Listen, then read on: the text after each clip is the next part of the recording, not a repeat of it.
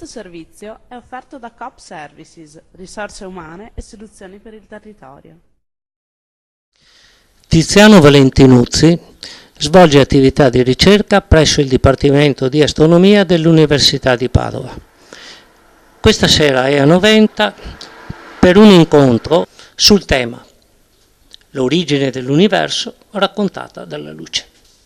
Da tempo immemorabile l'uomo ha cominciato a porsi domande su quanto lo circondava e sulla propria origine. Il tutto è riassunto dall'espressione attuale chi siamo, da dove veniamo, dove stiamo andando. In che misura la scienza può contribuire a darci una risposta? Beh, sicuramente la scienza ha un ruolo importantissimo per dare una risposta a questa domanda. Infatti già con l'avvento del metodo scientifico introdotto da Galilei, l'idea era proprio quella di fare una serie di ragionamenti, di seguire una serie di ragionamenti logici che fossero collegabili e che fossero tra l'altro ovviamente dimostrabili e ripetibili. Quindi la scienza ha come obiettivo la conoscenza. Naturalmente quando si parla di origine dell'universo stiamo parlando di un argomento tutt'altro che semplice da sviscerare, per cui molto spesso lo scienziato, il fisico e l'astrofisico in generale si trovano di fronte a delle situazioni in cui rispondere in modo scientifico, appunto così come voleva Galilei, non è così semplice. Naturalmente l'astronomia e l'astrofisica sono un po' la filosofia di un tempo oggi e cercano appunto di scrutare l'universo per trovare la nostra origine, per capire da dove veniamo. Mediante osservazioni ed esperimenti, gli esperti delle più varie discipline cercano di scoprire com'era l'universo nei suoi primissimi istanti di vita. Si tratta di miliardesimi di secondo.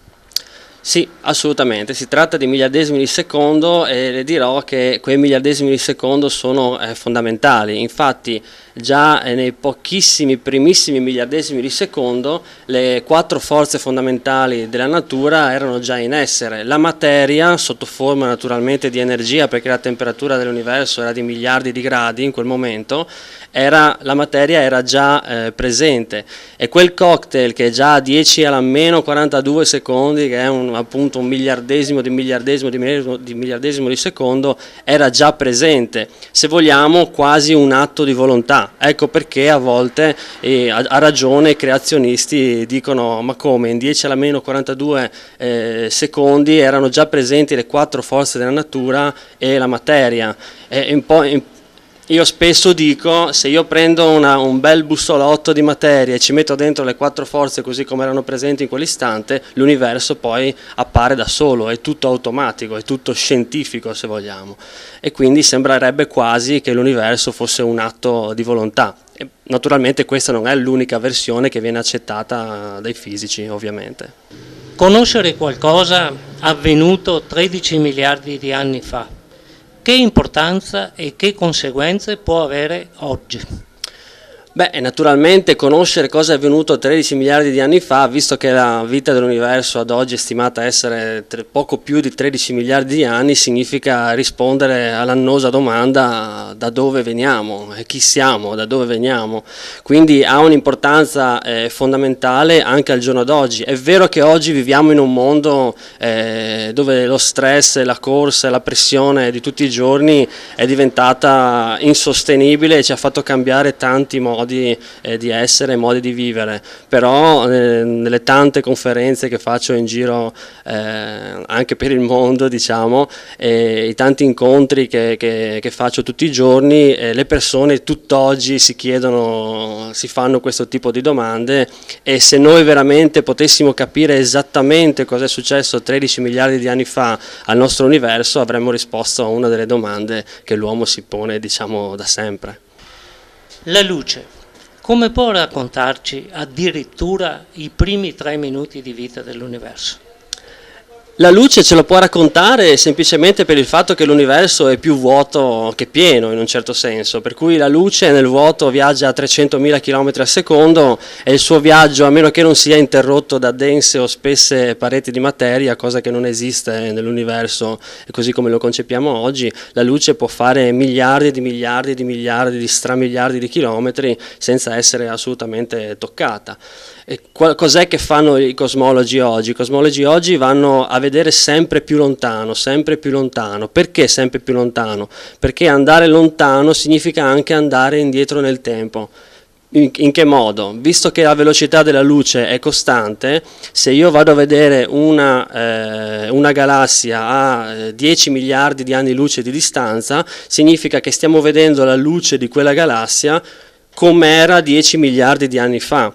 Quindi ecco perché ad oggi gli astronomi cercano di costruire strumenti sempre più grandi, sempre più potenti per poter raggiungere la luce delle galassie sempre più distanti, al che hanno in mano la chiave per scoprire come si evolvono le galassie e come si crea l'universo, perché abbiamo le galassie come erano 10 miliardi di anni fa, 12 miliardi di anni fa, guardiamo le galassie vicine a noi, quindi quelle che sono più vecchie, quelle che sono a pochi miliardi di anni luce, e quindi si tratta poi di fare il collegamento. Come siamo passati dalle galassie di 13 miliardi di anni fa a quelle di oggi? E poi un'altra cosa che voglio dire, non dobbiamo pensare che la luce sia quella che noi vediamo con i nostri occhi, ma oggi ci sono altre sorgenti del campo elettromagnetico come i raggi X, i raggi gamma, le onde radio, che sono anch'esse luce solo con un'altra frequenza e sono importantissime proprio per darci la chiave di interpretazione di come le galassie si sono formate e poi evolute nel tempo. A suo avviso c'è compatibilità tra un creatore e la scienza? A mio avviso non c'è nessun conflitto tra le due cose. Allora, come astrofisico non posso assolutamente dare risposta a questa domanda che purtroppo non ha una risposta scientifica, e credo che non avrà mai una risposta scientifica a una domanda del genere.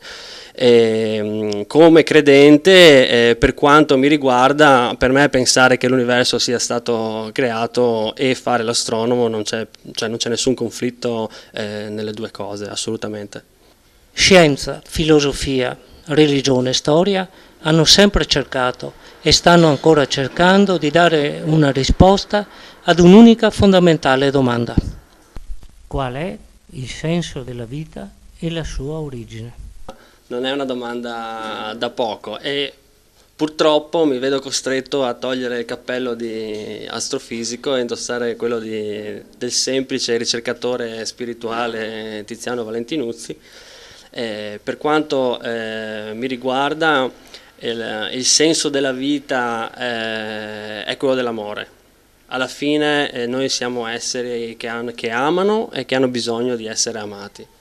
Quindi l'origine dell'universo di per sé, per quanto riguarda l'uomo, in collegamento con l'uomo, è proprio dare l'opportunità all'essere umano di svolgere queste due attività: amare ed essere amato.